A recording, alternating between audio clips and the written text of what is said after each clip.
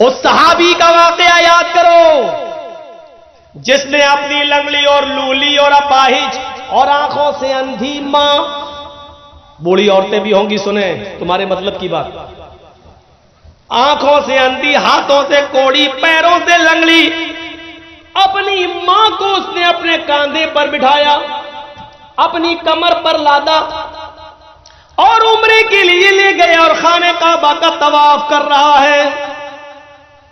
اس زمانے میں wheel chair نہیں تھی، بٹھال دیا اور طواف کر لیا، اپنے کاندھوں پر اٹھایا، پیٹھ پر لادا اور طواف کرایا۔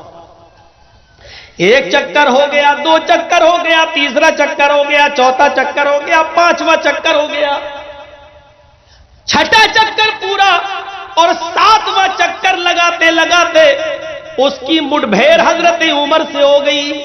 ساتویں چکر میں عمر فاروق مل گئے۔ اس نے کہا امیر المومنین یہ میری ماں ہے، میں نے اپنی بوڑھی ماں کو اپنے کاندھے پر بٹھا رکھا ہے، اپنے پیٹھ پر لادا ہے، اور میں کعبے کا طواف کر رہا ہوں، ساتواں چکر ہے، اس کے بعد میں صفا اور مروہ کا چکر بھی لگاؤں گا، سعی بھی کروں گا۔ امیر المومنین میری ماں لیٹرین کرتی ہے، اس کی گندگی کو میں صاف کرتا ہوں، میری ماں ہاتھوں سے کوڑی ہے، میں اپنے ہاتھ سے کھانا بنا کر اپنی ماں کو کھلاتا ہوں، اس کے منہ میں دانت نہیں ہے، میں اپنے منہ میں روٹی کو چباتا ہوں، نرم کر کے میں اپنی ماں کے منہ میں ڈال دیتا ہوں، میں اپنی ماں کے کپڑے دھلتا ہوں، اپنے ماں کا پیشاب و پائخانہ صاف کرتا ہوں۔ امیر المومنین کیا ابھی بھی میں نے اپنی ماں کا حق ادا نہیں کیا؟ کیا اب بھی مجھ سے بات پرس ہوگی؟ کیا ابھی بھی میں نے اپنی ماں کا حق ادا نہیں کیا؟ حضرت عمر فرماتے ہیں آئے میرے دوست میں کیسے بتاؤں؟ اس نے کہا امیر المومنین سچ بتائیے کیا ابھی بھی میں نے اپنی ماں کا حق ادا نہیں کیا؟ حضرت عمر کہتے ہیں نہیں۔ کہا امیر المومنین کتنا حق ادا کروں، کتنی خدمت کروں تب جا کر حق ادا ہوگا؟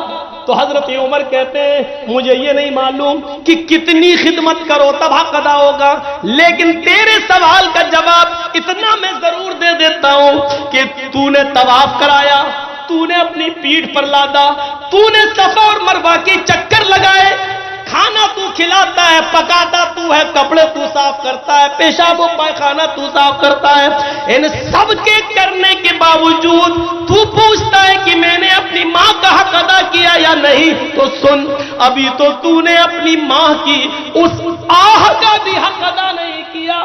جب تو اپنے ماں کے پیٹ سے پیدا ہو رہا تھا، جب تجھے تیری ماں جن رہی تھی، ڈلیوری کے وقت جب تیری ماں تجھے جن رہی تھی، پیدا کر رہی تھی، درد کی وجہ سے تجھے پیدا کرتے وقت جو درد عورت کو جو بچے کی پیدائش کے وقت درد ہوتا ہے، اس درد کے موقع پر تیری ماں کی منہ سے جو پہلی آواز نکلی آہ، ابھی تو نے اپنی ماں کی اس پہلی آہ کا بھی حق ادا نہیں کیا، اس کی پوری زندگی کا حق ادا کرنا تو بہت دور کی بات۔ اس واقعے سے اندازہ لگا سکتی آج کی نوجوان نسل اپنی ماں کی وہ کتنی خدمت کر رہی ہے، اور تم اپنی ماں کو اس وقت چھوڑ دیتے ہو اپنی بیوی کے کہنے پر جب اس وقت اس کو تمہاری سب سے زیادہ سخت ضرورت ہوتی ہے۔ تصور کریں۔ ایک صحابی اللہ کے نبی کے پاس آتے ہیں، کہتے ہیں اللہ کے نبی ہجرت کے لیے لوگ جا رہے ہیں اور جہاد کے لیے بھی لوگ نکلنا چاہتے ہیں، میں بھی جہاد کے لیے نکلنا چاہتا ہوں، اے اللہ کے نبی کیا مجھے جہاد کے لیے جانے کی اجازت ہے؟ اللہ کے رسول پوچھتے احی الوالدات، کیا تمہاری ماں اور باپ زندہ ہیں یا ان دونوں میں سے کوئی ایک زندہ ہے؟ اس نے کہا ہاں۔ آپ نے فرمایا تب تم جہاد کے لیے نہیں جا سکتے، جہاد سب سے بڑا اسلامی رکن، جہاد اسلام کا ایک شعار، جہاد اسلام کا ایک اہم فریضہ، جہاد اسلام کا ایک بڑا رکن میرے بھائیوں، لیکن اتنا بڑا رکن کہ اللہ کے نبی نے فرمایا کہ جو میدان جنگ میں قتل کر دیا جائے کافر کے ہاتھ مارا جائے، اس کے خون کا پہلا قطرہ گرتے ہی اللہ اس کے سارے گناہ معاف کر دیتا ہے۔ اور شہید کو جب قیامت کے دن میدان محشر میں اٹھایا جائے گا، اس کے جسم سے خون ٹپک رہا ہوگا، اللہ دیکھ کر کہے گا آئے فرشتوں، میں اپنے بندے کا کیا حساب و کتاب لوں، یہ تو میری راہ میں اپنی زندگی لٹا کر چلا آیا، جاؤ میں نے اس کو بغیر حساب و کتاب کی جنت میں داخل کر دیا۔ یہ اتنا بڑا مقام رکھنے والا یہ جہاد کا حق، لیکن اللہ کے نبی پوچھ رہے ہیں کہ تمہارے ماں باپ زندہ ہیں؟ اس نے کہا ہاں۔ آپ نے فرمایا تب نہیں جا سکتے، پہلے اپنے ماں اور باپ کی خدمت کرو یا ان سے اجازت لو پھر تم جا سکتے ہو۔ غور کریے ماں باپ کا مقام و مرتبہ۔ ایک دور تھا برآمدہ کے اولو العزم نوجوان پورے بغداد پر چھائے ہوئے تھے۔ ذرا اس واقعے کو سنیے، آپ کے رونگٹے کھڑے ہو جائیں گے۔ برآمدہ کے اولو العزم پورے بغداد پر مسلط تھے، ان کی قوت و طاقت نے لوہا منوا لیا تھا، ان کی حکومت کے چرچے چار دانگ عالم میں پھیلے ہوئے تھے، لوگ ان کی طاقت کے چرچے کرتے تھے۔ اچانک برآمدہ کے ان اولو العزم لوگوں کے اوپر خلیفہ ہارون رشید کا عتاب نازل ہوتا ہے، خلیفہ ہارون رشید کا عتاب نازل ہوتا ہے، اور برآمدہ کے یہ نوجوان گرفتار کر لیے جاتے ہیں اور جیل کے اندر ڈال دیے جاتے ہیں۔ برآمدہ کے جن نوجوانوں کو گرفتار کیا گیا، ان نوجوانوں میں فضل ابن یحییٰ اور یحییٰ برمکی، فضل ابن یحییٰ یعنی فضل اور ان کے باپ یحییٰ، یہ دونوں بھی گرفتار کر لیے گئے۔ فضل اور ان کے باپ یحییٰ یہ دونوں گرفتار کر لیے گئے اور یہ دونوں میرے بھائیوں جیل کے اندر ڈال دیے گئے۔ فضل کو اپنی گرفتاری کا کوئی وہ نہیں تھا، ملال میں ہو گیا، لیکن میرے بوڑھے ماں باپ کو بھی ڈال دیا گیا جیل کے اندر۔ یحییٰ بہت پکے نمازی تھے، تہجد گزار تھے، نیک تھے۔ فضل ابن یحییٰ نے اپنے باپ کی حالت دیکھی، یا اللہ جیل کے اندر تو گرم پانی کا انتظام نہیں ہے، اور ٹھنڈ کی ان راتوں میں صبح میرے باپ اٹھیں گے تو ان کو ٹھنڈے پانی سے وضو بنانا پڑے گا۔ تو جانتے ہو فضل ابن یحییٰ نے کیا کیا؟ رات میں ایک تانبے کی لوٹی کے اندر، اس زمانے میں تانبے کا لوٹا دے دیا گیا سب کو، ایک تانبے کا لوٹا لیا اور تانبے کے لوٹے میں اپنے پینے کے لیے پانی بھر لیتے تھے کہ جب پیوں پیاس لگے گی تو پیوں گا۔ لیکن فضل کا حال یہ تھا کہ وہ رات میں پانی پیتے نہیں تھے، بلکہ رات بھر اس پانی کو کمبل اٹھا کر، گرم چادر اٹھا کر اس تانبے کے لوٹے کو اپنے پیٹ سے چپکا لیتے تھے کہ میرے پیٹ کی گرمی سے صبح فجر کی نماز کے وقت تک اس پانی میں تھوڑی سی گرمی آ جائے گی، کچھ تو گرم ہو جائے گا، اور اس گرم پانی کو وہ فجر کی نماز کے وقت اپنے باپ کو دے دیا کرتے تھے، اے ابو جان اس سے وضو بنائیے۔ میرے پیارے ساتھیوں غور کرو، علامہ یافعی نے اس واقعے کو اپنی کتاب میراث الجنان کے اندر نقل کیا ہے۔ آپ اندازہ لگا سکتے ہیں ایسے نوجوان گزرے جو اپنے باپ کے ٹھنڈے پانی سے وضو کرنے کو بھی یہ سمجھتے تھے کہ میرے باپ کو بخار نہ آ جائے، بیمار نہ ہو جائے، زکام نہ ہو جائے، تو وہ رات بھر اس تانبے کے لوٹے کو اپنے پیٹ سے چپکائے رہتے تھے تاکہ کچھ تو گرمی آ جائے گی اور میرے باپ کو کچھ تو گرم پانی ملے گا۔ میرے بھائیوں، یہ تھی ماں باپ کی خدمت کرنے کا ایک طریقہ۔ آج ہم ذرا اندازہ لگائیں اور سوچیں کہ ہم اپنے والدین کے ساتھ یہ سلوک کرتے ہیں۔ قرآن نے ماں باپ کے بارے میں یہ حکم نافذ کر دیا، وَقَضَىٰ رَبُّكَ أَلَّا تَعْبُدُوا إِلَّا إِيَّاهُ وَبِالْوَالِدَيْنِ إِحْسَانًا۔ تمہارے رب نے یہ فیصلہ کر دیا ہے، یہ حکم دے دیا ہے، عبادت تو اللہ کے علاوہ کسی کی نہیں ہوگی، وَبِالْوَالِدَيْنِ إِحْسَانًا، اور اپنے ماں باپ کے ساتھ احسان کرو، اپنے ماں باپ کے ساتھ اچھا سلوک کرو۔ وَبِالْوَالِدَيْنِ إِحْسَانًا، احسان کے اندر ہر نیکی شامل ہے۔ اپنے ماں باپ کے ساتھ احسان کرو۔ احسان کس کو کہتے ہیں؟ ہر نیکی۔ باپ کمزور ہیں، کرسی پر بیٹھے رہتے ہیں، بیٹا مجھے تھوڑا سا باہر بٹھا دے، میں تھوڑا سا سڑک پر بیٹھنا چاہتا ہوں دھوپ میں۔ احسان میں یہ نیکی شامل ہے کہ بیٹا آئے اپنے باپ کو سہارا دے اور باہر کرسی لگا دے اور اپنے باپ کو کرسی پر بٹھا کر دھوپ میں بٹھا دے، باپ کے ہاتھ پیر نہیں چل رہے تو باپ کو نہلا دے، ان کے جسم پر صابن لگا دے۔